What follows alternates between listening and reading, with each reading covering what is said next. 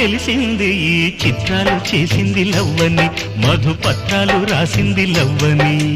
ఆ రోజు నా రాజు చిరునవ్వు చూసి అనుకున్నా ఏదో నవ్వని, ఆ రోజు నారాణి చిరునవ్వు చూసి అనుకున్నా ఏదో నవ్వని. ఈ రోజే నాకు తెలిసింది ఆ నవ్వున దాగుంది లవ్వని, ఎద జీవున లాగింది లవ్వని.